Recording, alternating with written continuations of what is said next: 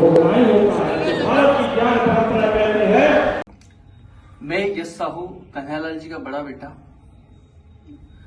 मुझे कल ही पता चल गया था कि हमारी जो मूवी आ रही है 11 जुलाई को उदयपुर फाइल्स, उसके खिलाफ देवबंद से कोई फतवा जारी हुआ है। और मतलब कब तक चलेंगे ये फतवे? पहले जो फतवा लगा था 28 जून को मेरे पिताजी के खिलाफ लगा था, उसका नतीजा हम देख चुके हैं कि क्या हुआ मेरे पिताजी के साथ। उसके बाद आज ये मूवी आ रही है, इसके खिलाफ फतवा लग चुका है। तो क्या मतलब देश मतलब संविधान से नहीं, इन फतवों से ही चलेगा क्या? और कब तक ऐसा चलता रहेगा?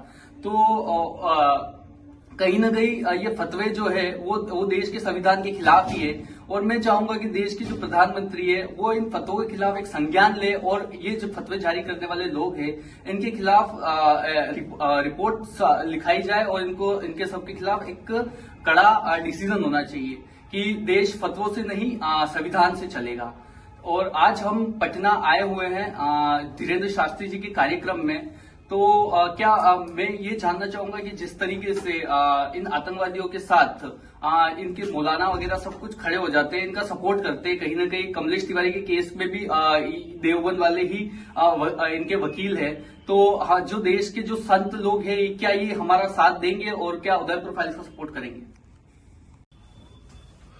दारुल उलूम देवबंद के मौलाना अरशद मदनी ने जो उदयपुर फाइल के खिलाफ फतवा दिया है, मैं ये जानना चाहता हूं कि इस देश में फतवों का प्रकोप जो है हिंदू कब तक झेलेगा। एक फतवा दिया गया सरतन से जुदा तो कमलेश तिवारी का सर कट गया, एक फतवा फिर दिया गया सरतन से जुदा तो कन्हैयालाल जी का गला कट गया। अब ये फिर फतवा दे रहे हैं और फतवा देके हाईकोर्ट चले गए। लाखों लोग इसी मौलाना अरशद मदनी के भड़काने पे हमारी जो यूनिट है प्रोडक्शन की, डायरेक्टर, प्रोड्यूसर, क्रू और जो एक्टर है उनका गला काटने की चेतावनी दे रही है। हमारे पास हजारों मैसेज हैं।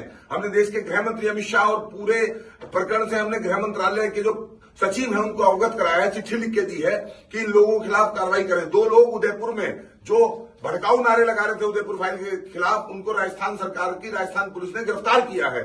तो ये जो फतवा चल रहा है अरशद मदनी का, और ये कोर्ट में भी चले गए उदयपुर फाइल को रोकने में, तो कन्हैयालाल जी के परिवार की चीखें, दर्द, उनका मर्म, उनकी पीड़ा, उनका दुख जो है फिल्म में दिखाया जा रहा है। तो ये मौलाना डर क्यों रहे इससे? ये कहते हैं हम अल्लाह के सिवा किसी से नहीं डरते।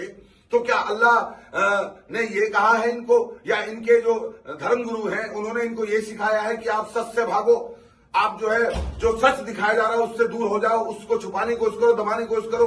कन्हैयालाल जी की गर्दन उन्होंने काटी थी जो सरतन से जुदा के नारे लगा रहे थे, और उन्हीं लोगों को हमने फिल्म में दिखाया है। हमने उन्हीं लोगों को जो फिल्म में उजागर किया है। हम ये फिल्म मुसलमान के खिलाफ नहीं है, ये फिल्म उन हत्यारों के खिलाफ है, लेकिन जो हत्यारों का समर्थन करने वाले लोग हैं, जैसे अरशद मदनी ने हमेशा आतंकवादियों का और हत्यारों का समर्थन किया है। कमलेश तिवारी जी की जब लखनऊ में हत्या हुई थी तो इसी अरशद मदनी ने कहा था कि हम लोग कमलेश तिवारी के हत्यारों का केस लड़ेंगे। फिर ये कहते हैं हम तो सुकून चाहते हैं, शांति चाहते हैं, पीसफुल कम्युनिटी है। तो अगर ये पीसफुल कम्युनिटी है तो हत्यारों के पक्ष में क्यों खड़े हैं?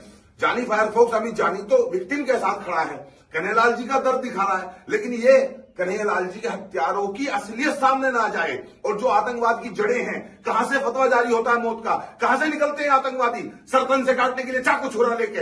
ये जो मदरसे के मौलाना है, जमीयत उलेमा हिंद और दारुल उलूम देवबंद के सदर अरशद मदनी, ये लोग इस सच को दबाना चाहते हैं। हम आज यहां आए हैं पटना के गांधी मैदान में आचार्य धीरेन्द्र शास्त्री जी से कहने के लिए, और जो तमाम संत हैं सनातन कुंभ आज यहां लग रहा है उनसे कहने के लिए कि जब इन सरतन से जुदा का नारा लगाने वाले करोड़ों मुसलमानों के पक्ष में इनके देवबंद जैसे मौलाना खड़े हो गए, दिल्ली फतेहपुरी मस्जिद के इमाम का भी बयान आया है, और तमाम Milli Council, All India Muslim Personal Law Board हमारे के खिलाफ फतवा दे रहा है, तो इस देश के साधु संत हमारा साथ देंगे कि नहीं देंगे? और हमें पता है अगर आचार्य धीरेन्द्र शास्त्री और बाकी साधु संतों ने हमारा साथ दिया तो फिर इन फतवों की कोई औकात नहीं बचेगी।